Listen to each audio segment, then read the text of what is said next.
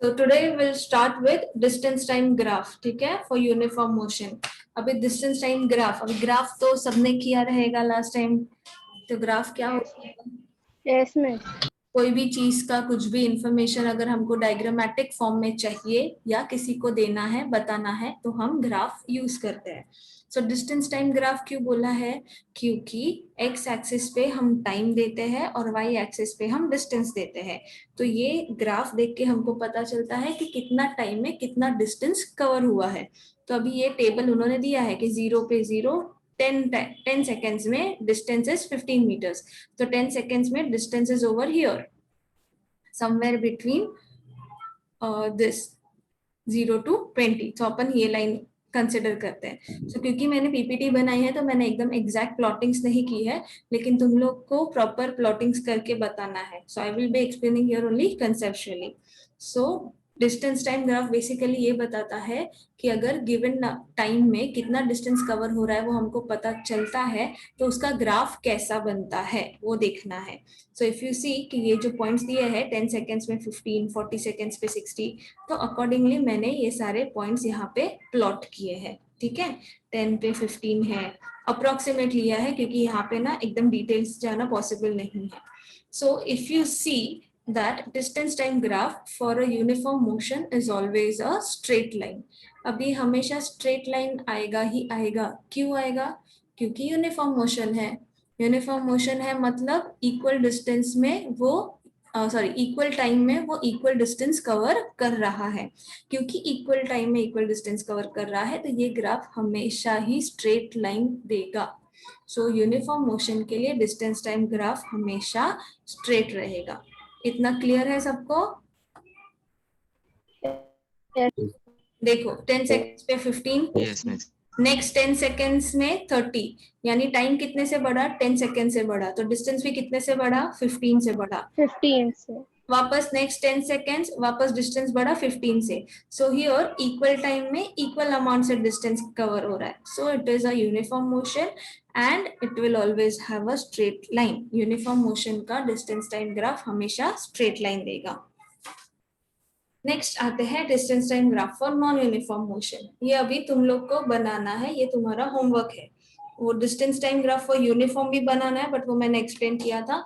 Non uniform के लिए also you will make y axis, x axis, ये जो टाइम दिया है वो ऐसे प्लॉट करोगे. बेसिकली यही ग्राफ, यही एक्स एक्सिस और वाई एक्सिस लेना है. जस्ट जो पॉइंट्स है वो पॉइंट्स आपको रैंडमली प्लॉट करके बताना है कि वो स्ट्रेट लाइन आ रहा है या नहीं आ रहा है. ठीक है. Actually I have a PDF notes, तो मैं उस पे से कंसेप्ट दे दूंगी, बट ये फिर भी खुद से प्रैक्टिस करना है. ये देखो अभी ये वेलोसिटी टाइम ग्राफ है. उससे पहले let's go to this notes. हाँ, see this is my hand written notes which I will be forwarding you all for reference. ठीक है, इसमें स्टार्टिंग से लेके सब है, मोशन का, रेस्ट का, डेफिनेशंस एंड ऑल सब है. एक्सेलरेशन क्या, डिस्टेंस टाइम ग्राफ क्या. तो ये देखो डिस्टेंस टाइम ग्राफ अगर प्रॉपरली प्लॉट करते हो, सपोज मैंने यहाँ पे एग्जांपल में लिया 1 सेकेंड में 1 metre is covered. So 1 second में 1 मीटर, नेक्स्ट 1 सेकेंड, यानी टोटल कितना हो गया? 2 सेकेंड्स. तो 2 सेकेंड्स में कितना हुआ? 1 + 1 2. सो 2 सेकेंड में 2 मीटर्स, 3 सेकेंड में 3 and so on. So we get a straight line. Miss मैं अभी ज्वाइन हुआ तो. हाँ तो सुन ले, बाद में अपन रिवाइज करेंगे. इट इज कुछ मैंने ग्रेट नहीं सिखाया है अभी तक, रिवीजन ही कर रहे थे. हाँ, and everyone requesting okay. Interrupt जहां से होता है वहां से सुन लो. जो नहीं हुआ है वो लेक्चर के एंड में बता दो. वैसे भी हम रिवीजन करते हैं तो वो कवर अप हो जाएगा. Okay, so relax. नेक्स्ट मैंने बोला था नॉन यूनिफॉर्म मोशन. तो जो तुम लोग को डायग्राम करना है वो ये है. ये देखो नॉन यूनिफॉर्म मोशन का. ठीक है, कि रैंडमली डिस्टेंस कवर होता है. लाइक फर्स्ट 1 सेकेंड में 1 मीटर, सो 1 सेकेंड में 1 मीटर. नेक्स्ट 1 सेकेंड में 2 मीटर. सो टोटल टाइम कितना हुआ? 1 + 1 that is 2 seconds. But total distance कितना हुआ? पहले 1 मीटर किया था, फिर 2 metre. So 2 + 1 is 3. So next is 3. तो ऊपर 3 पे आना चाहिए, ये गलत है. ठीक है. सो बेसिकली बताना क्या है यहाँ पे कि नॉन यूनिफॉर्म मोशन है तो उसका distance time graph straight line नहीं आता है, ऐसे आड़ा टेढ़ा आता है. Next we see velocity time graph. Now velocity time graph के लिए the question over here is कि वेलोसिटी टाइम ग्राफ दिया हुआ है तो इसमें से हम पता कैसे लगाए कि डिस्टेंस कितना कवर हुआ है. डिस्टेंस टाइम ग्राफ तो इजी है, एक साइड पे डिस्टेंस दिया होता है, एक साइड पे टाइम है, तो ग्राफ देख के पता चलता है कितना टाइम में कितना डिस्टेंस है, राइट. बट अगर वेलोसिटी टाइम ग्राफ है तो उसमें तो हमको ये पता चलता है कि हाँ 2 सेकेंड्स में वेलोसिटी कितना था 60 मीटर्स पर सेकेंड, 4 सेकेंड पे कितना था 60 metres per second. So in this graph हम ये बताते हैं कि कौन से टाइम में कितना वेलोसिटी से गाड़ी आगे बढ़ रहा है, कितना डिस्टेंस उसने कवर किया है, ये इसमें से पता नहीं चलता है. तो ये हम किस में से पता करेंगे. तो इस ग्राफ में से अगर हमको डिस्टेंस निकालना है then what we will do. See we have assumed कि एक गाड़ी है जो कांस्टेंट वेलोसिटी पे है स्टार्टिंग से, that is 60 metres per second. तो हमने रैंडमली दो पॉइंट्स कंसिडर किए. First point on the time line is T1, second point is called as T2. तो हमने वहां से परपेंडिकुलर्स ड्रॉ किया तो ये क्या बन गया, एक रेक्टेंगल बन गया. So the area of this rectangle will give you the distance covered. ठीक है. So area of this rectangle basically तुमको बताएगा कि distance कितना cover हुआ है. ये हम क्यों कर रहे हैं. कोई भी रैंडम पॉइंट्स पे बना सकते हैं परपेंडिकुलर. कोई भी random, you can take 1 and 3 also, you can take 2 and 5 also, कुछ भी बना सकते हो. ठीक है. ये मैंने ये दो पॉइंट्स कंसिडर किए हैं बिकॉज टेक्स्ट बुक में वही दो पॉइंट्स लिए हुए हैं एग्जाम्पल के लिए और कुछ नहीं. So it is okay. So why we are doing this is क्योंकि वेलोसिटी टाइम ग्राफ में डायरेक्टली डिस्टेंस का पता नहीं चलता है. तो अगर हमको डिस्टेंस कवर करना है, कवर हुआ है, वो कितना कवर हुआ है वो पता करना है, तो हमको ये चीज करनी पड़ती है जिससे हम लोग को एक क्या बोलते हैं फिगर मिलता है, ज्योमेट्रिकल फिगर. तो उसका एरिया फाइंड करने से we will get the distance covered. So here distance covered is nothing but area of rectangle ABCD. So area of rectangle is nothing but length into breadth. अभी length कितना है इसका, अगर मैं इस रेक्टेंगल का नाम दूं AB और नीचे दूं C and D, so it will be AC into CD. So length into breadth, तो किया है CD into AC. अब ये CD का वैल्यू क्या है C, ये टाइम पे स्टार्ट हुआ है, ये टाइम पे एंड हुआ है according to the points we have taken. ना जो पॉइंट्स हमने कंसिडर किया उस हिसाब से बात कर रही हूं मैं. ये वाला स्टार्टिंग पॉइंट है, ये वाला एंडिंग पॉइंट है. तो हम हमेशा चेंज कैसे फाइंड आउट करते हैं कि टाइम चेंज हुआ ना, पहले 2 था अभी 4 हो गया, तो टाइम कितने से बढ़ा 2 से. तो वो एग्जैक्टली तो वो हम कैसे करते हैं, change in time that is final time minus initial time. जैसा चेंज इन वेलोसिटी करते हो फाइनल वेलोसिटी माइनस इनिशियल, वैसा चेंज इन टाइम करोगे. ठीक है. So change in time is nothing but T2 minus T1, so that is 4 minus 2. So T का value कितना आएगा 2 आएगा. So that change in time is denoted by T. कि ये जो T2 माइनस T1 कर रहे हो किसका फॉर्मूला है T का, कि ये टाइम इंटरवल कितना है उसका. सो CD का value is given as T and AC को हम एज इट इज लिखते हैं. तो 4 माइनस 2 कितना आया 2 आया, तो T के जगह पे 2 पुट किया. AC का वैल्यू कितना है C, this is the length covered, तो स्टार्टिंग से कितना है 60. सो सेकेंड पॉइंट पे यानी 2 सेकेंड्स पे the velocity is 60, so the length of this figure becomes 60. So 2 into 60 is 120 metre. समझ में आया इतना, क्लियर है. Yes miss. Yes, miss. कुछ डाउट है इसमें. Yes miss. No miss. No miss. Okay. तो मैं पीपीटीज फॉरवर्ड करूंगी, साथ में नोट्स भी फॉरवर्ड करूंगी, क्योंकि तुम लोग इस पे क्लिक मत करना, ये वाला नोट्स शायद ओपन ना हो उसे, सो मैं अलग से फॉरवर्ड करती हूँ. ठीक है.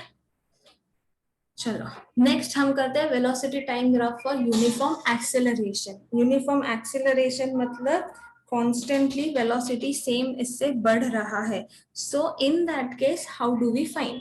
तो उसमें भी सेम ही चीज करनी है कि अगर ये डायग्राम से हमको डिस्टेंस फाइंड आउट करना है तो हमको कैसे करना पड़ेगा कि consider 2 points T1 and T2, कोई भी रैंडमली 2 पॉइंट्स लो, T1 लो T2 लो, वहां से स्ट्रेट परपेंडिकुलर लाइंस ड्रॉ करो towards y axis and also towards x axis.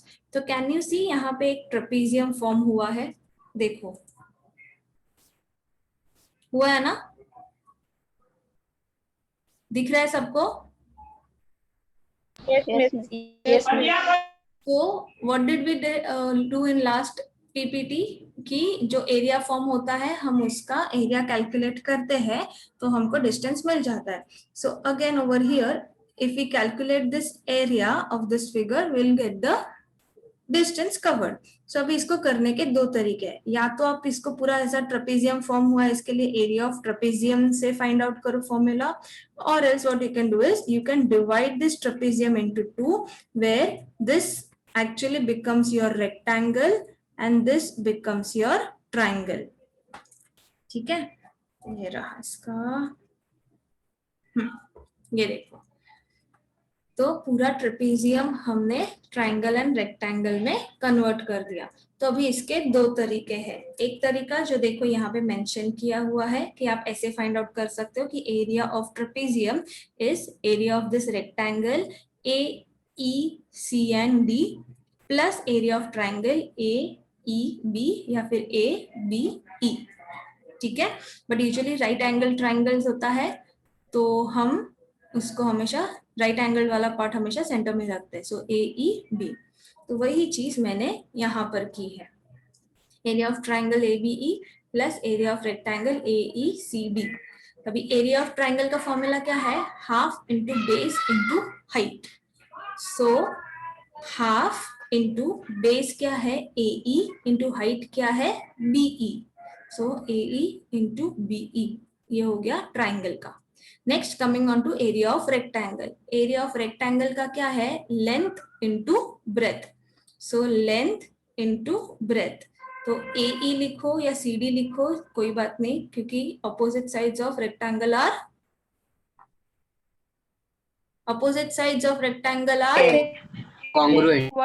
congruent. Yes, मतलब वो दोनों होते हैं. तो तुम लोग चाहिए तो कुछ भी लिखो उसमें से, ए ई सी डी लिखो या ए डी और ई सी में से, your choice. Okay, so length into breath.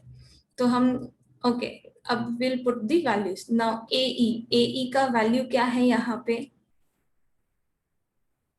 A E का वैल्यू इज 16.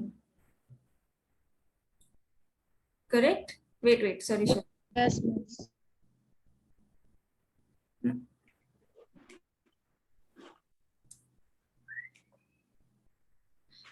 बीई का वैल्यू देखो, बीई यानी ई यहाँ से स्टार्ट हो रहा है, 16 से स्टार्ट हो रहा है और यहाँ पे एंड हो रहा है. तो 32 माइनस 16 कितना होता है, 16.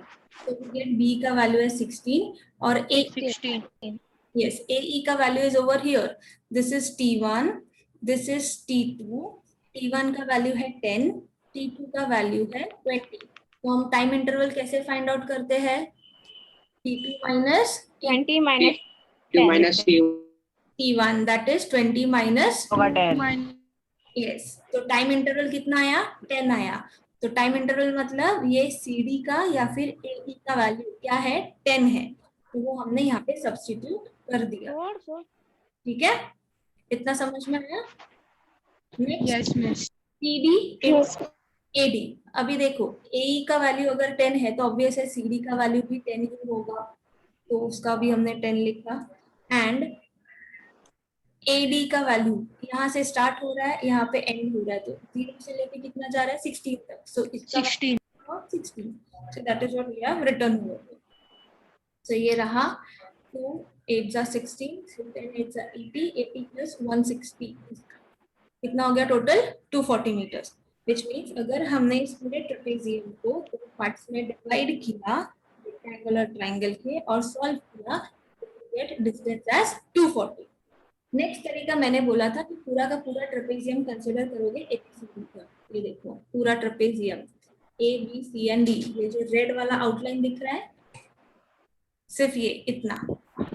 ठीक है, that is A B C and D. तो with the help of trapezium let's see अगर सेम वैल्यू आ रहा है. ट्रेपेजियम का फॉर्मूला होता है half into sum of parallel sides into height. अभी इसमें से पैरेलल साइड्स कौन सा है, पैरेलल साइड्स होता है A B and B C. ये दोनों ट्रेपेजियम का पैरेलल साइड होता है। एंड ये जो AE यानी ये जो येलो वाला लाइन है that is called as the height of trapezium, क्योंकि ये ट्रेपेजियम यहाँ से स्टीप है, ठीक है, यहाँ तक ही उसका हाइट है, यहाँ से वो नीचे जा रहा है, तो यहाँ से लेके परपेंडिकुलर जो हम पैरेलल साइड पे ड्रॉ करते हैं उसको बोलते हैं height of that trapezium. So we have half into sum of parallel sides. Parallel sides मतलब AD plus BC into height यानी into AE। तो वही चीज यहाँ पे लिखी।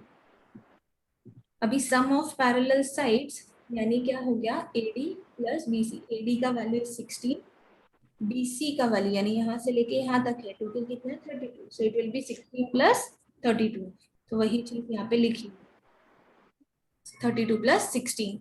एंड AD का तो हमने ऑलरेडी देखा था, ये वाला इसमें ही it is 10 क्योंकि हमने T2 minus T1 किया था, correct? Yes, miss. Okay, so it is 2 ones are 2 5s are 32 plus 16 is 48, 48 into 5 is 240। so देखा आंसर्स दोनों में सेम आया। so any way round you do it answer same ही आएगा। तो ये सब हमने दो अलग अलग तरीके से क्यों किया, वो हमने इसके लिए किया क्योंकि इसके आगे हम पढ़ेंगे काइनेमैटिकल इक्वेशंस। काइनेमैटिकल इक्वेशंस इसमें भी मैंने नोट्स का रेफरेंस देख के रखा है, ठीक है, इस पे तो है हाँ करते हैं। इसके लिए किसी का ऑडियो चालू है, प्लीज बंद करो। सी this is the equations of motions, ठीक है, ये इक्वेशन का मैंने वीडियो का लिंक दिया हुआ है, वो लिंक मैं तुम लोग को भेजूंगी। Fine, after this lecture first you will go through this video, okay, उसके बाद टेस्ट दोगे। आज टेस्ट है, मैंने बोला था ना मैं 10 मार्क्स का टेस्ट लूंगी।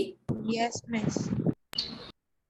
तो ऐसा मत सोचो कि मैंने पूछा नहीं, बताया नहीं तो मैं भूल गई। ये पहले वीडियो है काइनेमैटिकल इक्वेशन का, रिकॉर्डेड वीडियो है, क्योंकि वो एक साथ प्रॉपरली समझ में आना जरूरी है, ठीक है।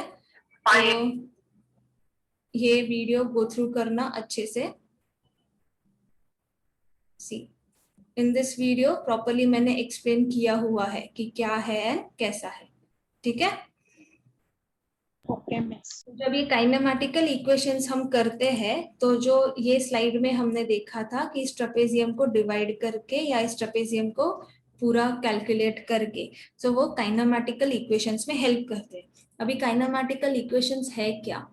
This kinematical equations are nothing but called as equations of motions. तो अपने को 3 इक्वेशंस मिलते हैं मोशन के रिलेटेड, एक होता है डिस्टेंस टाइम रिलेशन, एक होता है वेलोसिटी टाइम रिलेटेड, कि हर एक चीज में अगर अपने पास डिफरेंट डिफरेंट फैक्टर्स हो तो हम कौन सा इक्वेशन यूज करके हम कोई भी क्वांटिटी फाइंड कैसे कर सकते हैं।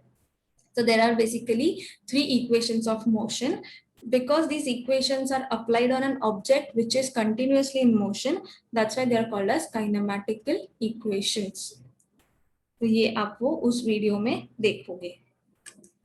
Next, we are coming to uniform circular motion. Now, uniform circular motion की बात करें, सबसे पहले तो ये 3 डायग्राम्स देखो। This is a rectangle, then we come to a triangle and then we come to a pentagon. अब मुझे बताओ कि तुम लोग सपोज ऐसे सरफेस पे चल रहे हो, ठीक है, तो रेक्टेंगुलर सरफेस पे तुम लोग वॉक कर रहे हो। So in this case what will happen कि तुम लोग यहाँ से यहाँ आया, यहाँ पे एक कॉर्नर आया, कॉर्नर पे जब भी टर्न करोगे मतलब तुम लोग का डायरेक्शन चेंज हो रहा है, यस और नो? Yes miss. फिर यहाँ पे एक बार चेंज होने के बाद पूरा ये ट्रैवल करोगे, फिर वापस ऊपर की तरफ जाओगे तो वापस वो चेंज होगा direction, which means every time there is a corner there is a change of direction, मतलब there is a change of velocity। ये हमने पहले ही देखा था कि डायरेक्शन चेंज होता है तो वेलोसिटी चेंज होता है। Yes miss. Even in this triangle, यहाँ से यहाँ जा रहे हो, डायरेक्शन चेंज हुआ, टर्निंग आया, वापस आ रहे हो, यहाँ से वापस चेंज हो रहा है, मतलब एवरी कॉर्नर्स पे the direction is changing and so is in pentagon. So अगर ऐसा कोई कॉर्नर्ड फिगर होता है तो हमको पता चलता है उसमें से कि कौन से पॉइंट्स पे डायरेक्शन चेंज हो रहा है, इसकी वजह से उसका वेलोसिटी चेंज हो रहा है। But what if you have a circular path, जैसा रनिंग रेस, रनिंग ट्रैक हमने देखा है, उनका अगर सर्कुलर पाथ है तो इन that case can you say that every turn is nothing but a change of direction, क्योंकि सर्कुलर ही है ना, हर इस पे टर्न ही टर्न है। यस। इसमें कैसा है? वैसे उधर वेलोसिटी 0 होगा ना सर्कल में? नहीं, डिस्प्लेसमेंट 0 हो सकता है। डिस्प्लेसमेंट 0 हो सकता है अगर ये पॉइंट से स्टार्ट करके पूरा घूम के ये पॉइंट पे आओ तो ही, बट हम यहाँ पे डिस्प्लेसमेंट की बात नहीं कर रहे, हम यहाँ पे यूनिफॉर्म सर्कुलर मोशन की बात कर रहे हैं। बेसिकली इसका मतलब ये है कि ये सब फिगर्स में हमने देखा कि जब कॉर्नर्स आ रहे हैं तभी डायरेक्शन चेंज हो रहा है, और डायरेक्शन चेंज हो रहा है इसके लिए, यानी यहाँ जब जब हम यहाँ पे टर्न ले रहे हैं तभी वेलोसिटी चेंज हो रहा है, करेक्ट। तो सर्कुलर स्ट्रक्चर में तो अगर देखा जाए तो हर जगह पे टर्निंग ही टर्निंग जैसा है ना,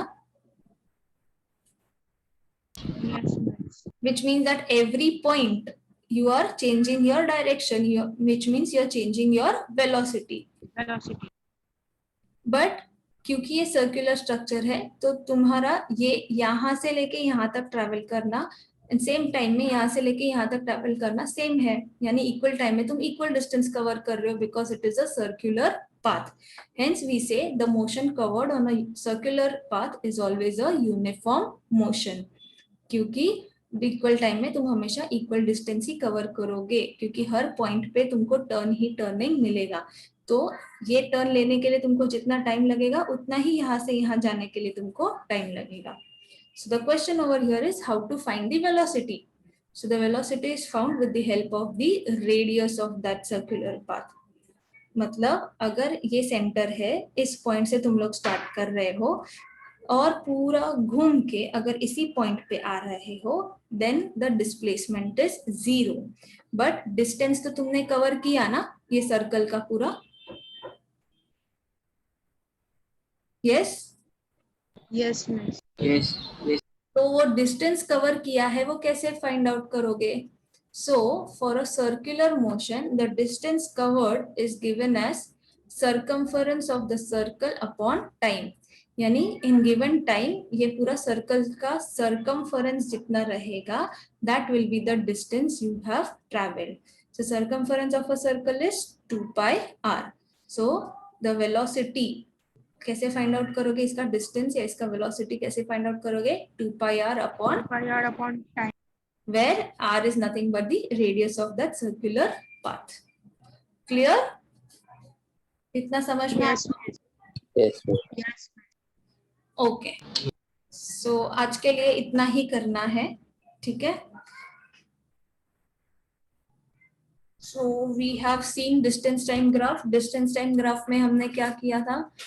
हमने देखा था कि अगर ग्राफिकल स्ट्रक्चर से हमको पता करना है कितने टाइम में कितना डिस्टेंस कवर हो रहा है तो हम ये ग्राफिकल स्ट्रक्चर यूज करते हैं, वेयर वी सॉ दैट कि अगर यूनिफॉर्म मोशन है तो distance time graph will always be a straight line, वो हमेशा स्ट्रेट लाइन ही आएगा। फिर हमने देखा था नॉन यूनिफॉर्म मोशन, तो नॉन यूनिफॉर्म मोशन का भी हमने ये किया था कि distance time graph for non uniform motion तो it will never be a straight line, क्योंकि there is unequal distance covered in equal interval of time. Then we saw velocity time graph. Velocity time graph में हमने देखा uniform motion, मतलब starting से कोई vehicle अगर 60 metres per second पे ही है तो वेलोसिटी टाइम ग्राफ में से हम डिस्टेंस कैसे फाइंड आउट करें? तो उसके लिए हमने क्या किया था? हमने परपेंडिकुलर्स ड्रॉ किए थे। कहाँ से? हमने 2 पॉइंट टाइम पॉइंट कंसिडरेशन किया था, initial time t1, final time t2, such that the time interval t will be calculated as t2 minus t1। फिर परपेंडिकुलर्स ड्रॉ करने के बाद हमको एक ज्योमेट्रिकल फिगर मिला, उसका एरिया फाइंड आउट करने से हमको पता चलता है कि डिस्टेंस कितना कवर हो रहा है। सो अगर वेलोसिटी टाइम ग्राफ भी किसी ने दिया है और बोला है डिस्टेंस कैलकुलेट करना है तो उसमें से भी वो पॉसिबल होता है। ये डायग्राम वो चीज डिपिक्ट करता है। फिर हमने देखा था velocity time graph for uniform acceleration. Uniform acceleration मतलब इक्वल अमाउंट ऑफ वेलोसिटी से गाड़ी आगे बढ़ रहा है। तो उसमें भी हमने 2 तरीके देखे थे। पहला तरीका हमने देखा था कि पूरा ट्रेपेजियम को आप 2 पार्ट्स में डिवाइड करो, रेक्टेंगल और ट्राइंगल में, and then you calculate the distance, or else you consider the trapezium as a whole and you calculate the distance. तो दोनों ही चीजों में आंसर करेक्ट आता है. तो ये दोनों चीज हमने अलग अलग इसके लिए सीखी, क्योंकि इसके बाद जो आप वीडियोस देखोगे उसमें 3 काइनेमेटिकल इक्वेशंस कैसे डिराइव किए हैं, तो वो डेरिवेशंस के वक्त ये दोनों स्टेप्स काम आते हैं. ये टेक्निक भी काम आता है ट्राइंगल प्लस रेक्टेंगल वाला, और ये टेक्निक भी काम आता है ट्रेपेजियम वाला. ये दोनों टेक्निक से हम 2 इक्वेशंस, 2 फॉर्मूलाज डिराइव करते हैं. So that will be studying in this kinematical equations. And next we studied what is uniform circular motion. Uniform circular motion के लिए हमने देखा था कि कोई भी अगर ऐसा कॉर्नर्ड फिगर्स होता है तो हमको पता चलता है कि कहाँ डायरेक्शन चेंज होने वाला है, और जब डायरेक्शन चेंज होता है तो उसका वेलोसिटी चेंज होता है. इसके लिए ऐसे फिगर्स में वेलोसिटी फाइंड आउट करना सिंपल है.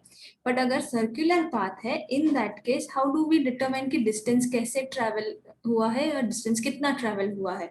So for that what we do, we consider the radius such that the circumference of the circle will be the distance that will be traveled by an object. So circumference is 2 pi r. Hence we have the velocity as 2 pi r upon time. Given time में ये पूरा distance कैसे cover किया है, ये उसका formula है. Miss, Yes. एक डाउट है. बोलो. मिस अगर हम लोग देखें तो मिस स्पीड का जो यहाँ पे सरकमफरेंस और ये वेलोसिटी का दोनों सेम ले रहे हैं ना? सेम ही है.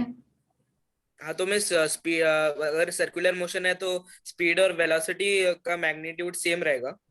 Speed and velocity in a way same ही होता है. मैंने क्या बोला था, स्पीड और वेलोसिटी का डिफरेंस कब आता है, जब हम डायरेक्शंस मेंशन करते हैं. करेक्ट.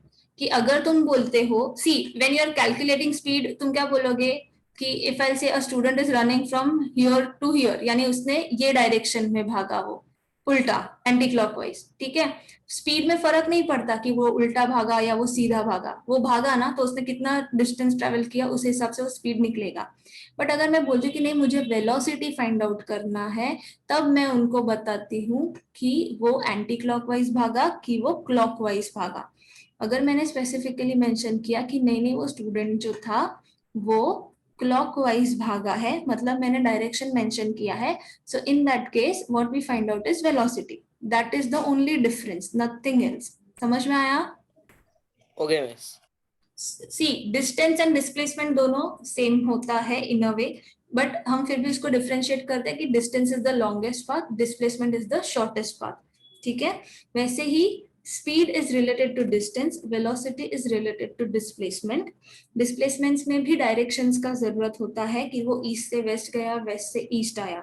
Similarly velocity के लिए भी directions का importance होता है कि वो कौन से direction में गाड़ी या वो object move हो रहा है.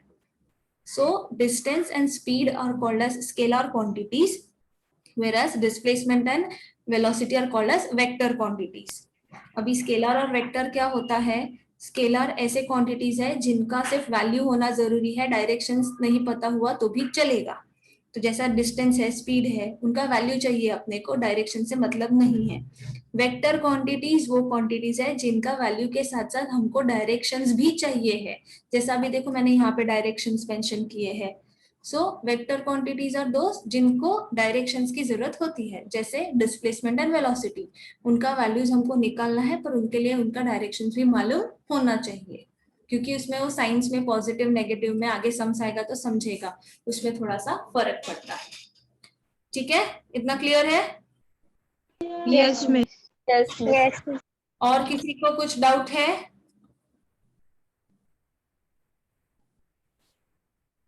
फाइन. अगर डाउट नहीं है तो फिर मैं वो जो लिंक है वो मैं सेंड करती हूँ, वो लिंक गो थ्रू करो. ठीक है. Okay, miss. और मिस टेस्ट के क्वेश्चंस क्या आप पीडीएफ भेजोगे? नहीं, सबसे पहले तो आज क्या करोगे, जो मैं लिंक भेजने वाली हूँ वीडियो, वो लिंक गो थ्रू करोगे और उसमें जो डेरिवेशन रहेगा वो डेरिवेशन 2 बार सॉल्व करना है बिना देखे. ठीक है. Okay miss. एक बार देख के करो, एक बार बिना देखे करो. चलो ठीक है, आज फर्स्ट टाइम देखोगे ना, इसके लिए. फाइन, समझा सबको? Okay miss. Yes miss. Miss हाँ बोलो, किसी को कुछ पूछना है? हाँ मिस, एक्चुअली है ना, मेरे पास मेरे फोन में यूट्यूब नहीं है, तो मैं आपको समथिंग 8 या 8:30 तक भेज सकती हूँ। यूट्यूब नहीं है तो तू देखेगी कैसे? वही प्रॉब्लम है मिस। हाँ उसी मेरे पास यूट्यूब नहीं है, उसकी वजह से मैं हाँ, मेरे मम्मी के फोन से देखूंगी। अच्छा ओके, वैसे okay okay, fine hmm. Fine fine. Okay. See everyone, go through that video properly. कहाँ पे भी किसी भी पॉइंट पे डाउट है उसको नोट डाउन करो, टेक्स्ट करो, मे बी टुडे और मे बी टुमारो और नेक्स्ट लेक्चर में वी विल सॉल्व इट, ठीक है? और वो इक्वेशंस ऑफ मोशंस बहुत इंपॉर्टेंट है, प्लीज उसको ट्राई करो बिना देखे सॉल्व करने का। अगर ऐसा ही है तो एक बार देख के सॉल्व करो, एक बार बिना देखे करो, उससे इश्यू नहीं है, बट प्रॉपरली करो। मैं ये पीडीएफ नोट्स भेजती हूँ इसका, ठीक है? स्लाइड्स में अभी ऐसा है कि स्लाइड्स तो you want me to send slides in parts, क्योंकि अभी ये मोशन वाला पार्ट हो गया है, नेक्स्ट लेक्चर से हम लॉज ऑफ मोशन शुरू करेंगे। बट कैसा है, प्रीवियस टेक्स्ट बुक में ऐसा था कि दोनों चैप्टर्स अलग अलग था, तुम लोग के इसमें अभी ऐसा कर दिया कि वो दोनों चैप्टर्स कंबाइन करके एक में ही दिया है।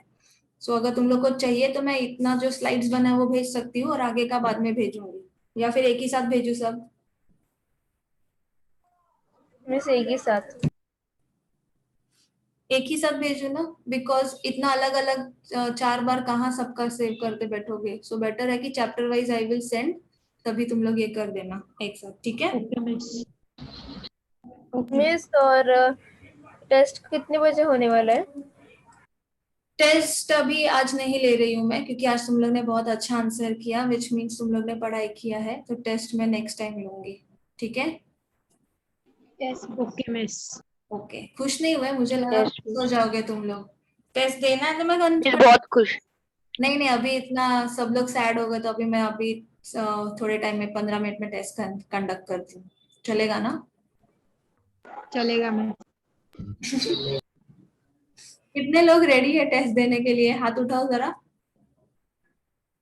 चैट्स में दिखाओ। 1 2, बस 2 ही है, 3 4 5, शाबाश।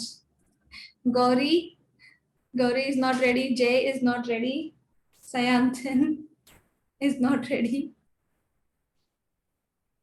अच्छा ठीक है, ठीक है, चलो अपन एक काम करते हैं, कितना बचा है?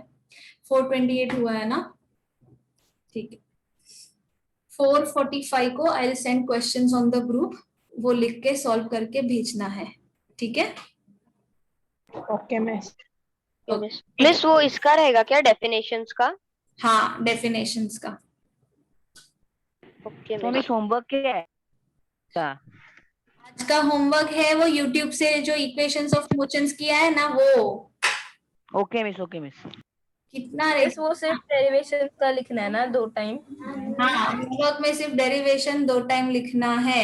अभी जो लिखोगे वो टेस्ट रहेगा, देखा, इसके लिए मैं टेस्ट नहीं रख रही थी, कंफ्यूजन होता है तुम लोग को बहुत। फिर एक काम करो, टेस्ट मैं कल ले लूंगी, आज तुम लोग सिर्फ वो डेरिवेशन करो, वो इम्पोर्टेंट है। और मिस डेरिवेशन कब तक भेज? डेरिवेशन भेजना है तुम लोग को 8 8:30 बजे तक, 8:30 बजे, ठीक है? Okay miss.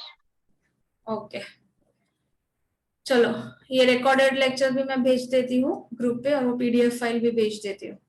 Fine, everyone is clear? Yes miss. Yes miss. Okay then, चलो bye. Bye bye bye. Bye miss. Yeah. Miss